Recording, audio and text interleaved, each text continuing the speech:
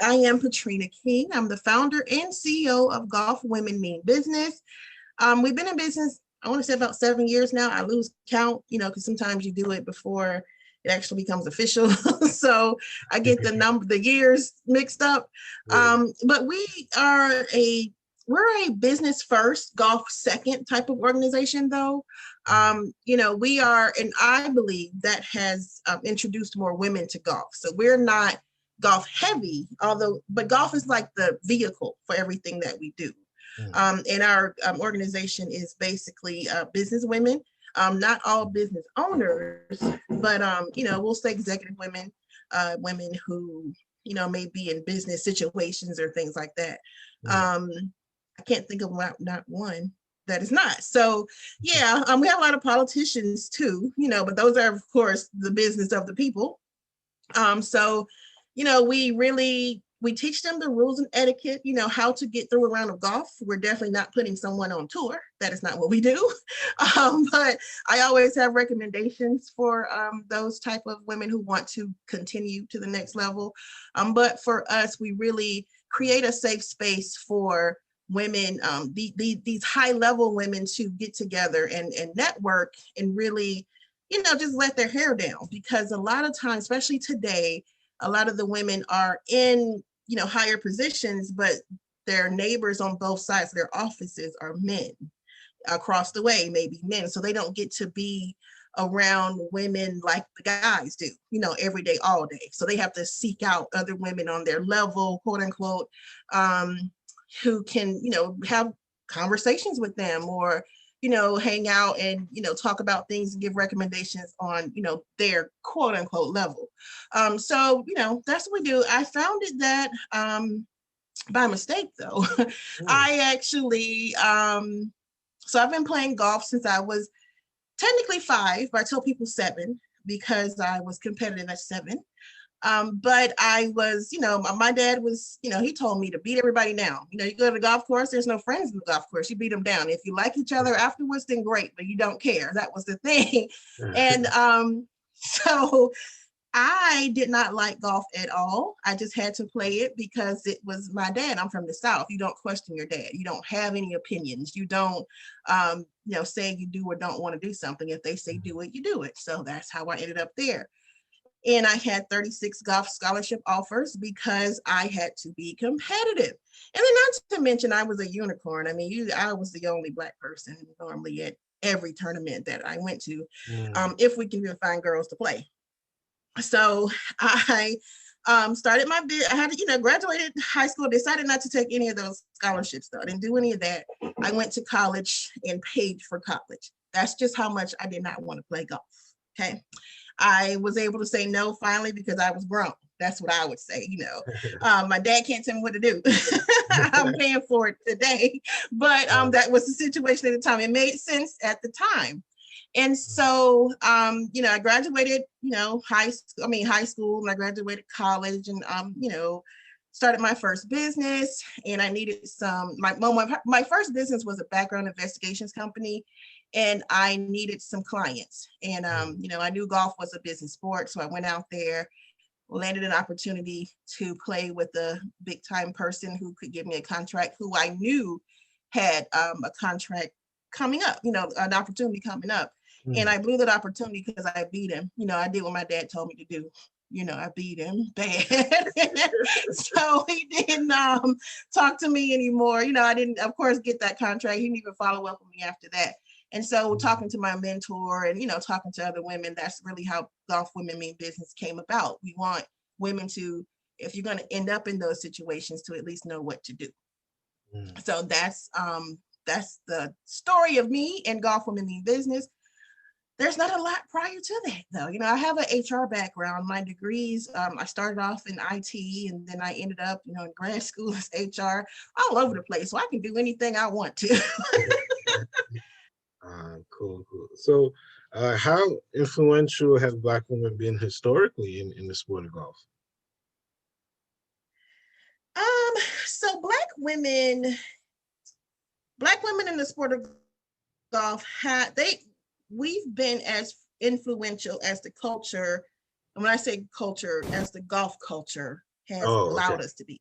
All right. It's not, yes, it's just, Yeah. it's a different feel, and everybody's not so confident right now. They don't know how to necessarily plant their seeds and watch them grow. But the ones who have, they've definitely, made an impact, and really just the representation alone has been influential. But I think seeing Black women at the higher level in golf has helped people envision seeing other Black women, come along. So I don't even know if that answered your question. Yeah. Well, I guess like one of the things that you did say, there is a distinction between culture and golf culture. So Yeah. yeah, so I totally get what you mean. So what impact can you assess that a Black woman can have currently and in the LPGA? Kind of the same as anyone else. I have this thing, we're celebrating a lot of firsts in the Black community. And it's not that I'm not excited about those things, but it's like the cup half full and half empty. You're happy because you have to start somewhere, but then it's like it's 2021. Really, we're doing this. So we are Black women are human, just like anybody else that can be in a, position in any sport, Mhm. whether they play well or not. And so, forging forward, representation, making others believe that we can, that's pretty much the impact that I see for Black women, especially in the Mhm. LPGA. Okay. So how would a Black woman LPGA commissioner be able to shift the statistics in terms of the lack of diversity in executive positions?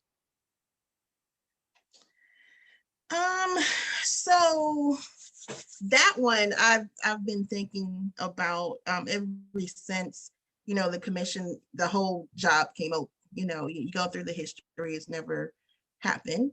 Mhm. And for any executive position, the qualifications, excellence plus passion. And the free spirited people that we Mhm. have to be willing to see a Black person in that position, a Black female in that position. So if we Mhm. can't do that, I don't know how we'll be able to shift anything. Mhm. It's kind of, we're going to talk about how, we think the LPGA would welcome a Black female, but, we have to kind of focus on more changing the culture more than just putting someone in a position. Mhm. So, we can put people there. And like I said, is we're celebrating a whole lot of firsts right now. It's a great Mhm. thing, but, we can't say, oh, we got this one here and that fixes everything. So Yeah. Can you go like just a little bit deeper on that? you're trying to get me in trouble. We on No, here. no, no, no, no, not at all.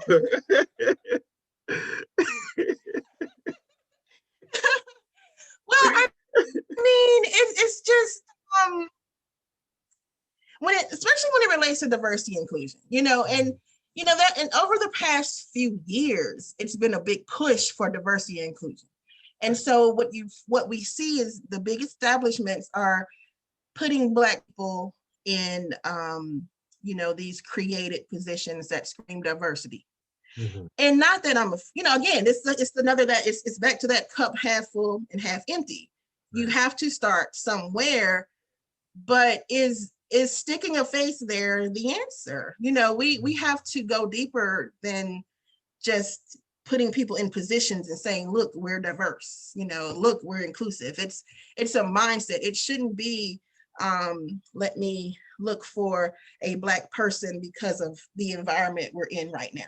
It is, you can't, because no one can tell me prior to 2021 that a Black woman wasn't qualified to be the commissioner of LPGA. Right. If someone can tell me that, I will find $1 million and give it to them. But it's about, there's been qualified people all the time, and I have to keep touching on that half empty, half full thing. You have to start somewhere, but we have to ask the question, why are we just here and how do we fix it? Mhm. So you mean more of a culture shift? It's definitely have to be a culture shift. Mm. Definitely has to be a culture shift. Yeah. Yeah. And putting one person into a position to take the fall for anything that happens that could be wrong. I don't really know if that is going to be effective when trying Mm. to shift the culture. Mm. Right, right. Uh, so, But that's me. That's me. I'm not a part of LPGA, and people can get mad or whatever. But these are my thoughts on my side, out in my little corner over here. no, So you'll be in the front. You'll be in the front. if I'm Not invited, in the but back. But yeah. How would you think the LPGA would welcome a black woman as commissioner? I mean, again, we have to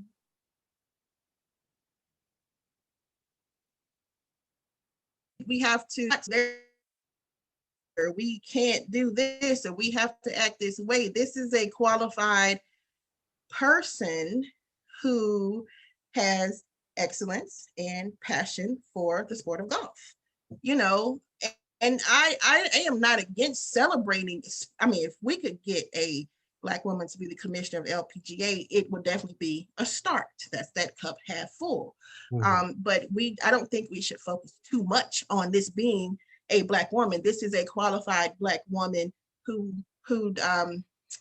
she walks in excellence and she has a passion for the sport, and she has everyone in the organization's best interest at heart. So it's going to be up to individuals to just be willing to see it, and just everybody work for the greater good, in my opinion. Mm. Okay. So would that be do you think that there should be more, I guess, representation in terms of the executive side? Absolutely, Okay. absolutely, and it has to start there because the decisions in corporations, whether you're making money or not, decisions are not made at the play level in golf. Decisions are made at the executive level.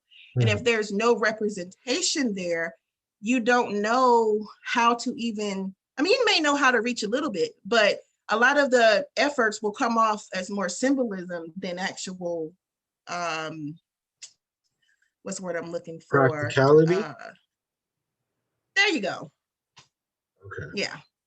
So they have to be, it has to be across the board. I mean, there's no sense in having a bunch of black players and no black executives. Like, who's making decisions for black players when you don't even know? You can talk to a few people, but you have to, it's not a secret that we all grow up differently. Like, we have our own cultures and things like that. And that's what makes, especially America, great, the difference. But we Mhm. can't shut out one and just act like, we know how to deal with them, but we're going to shut them out. We can't do that. So Mhm. I think representation has to be across the board.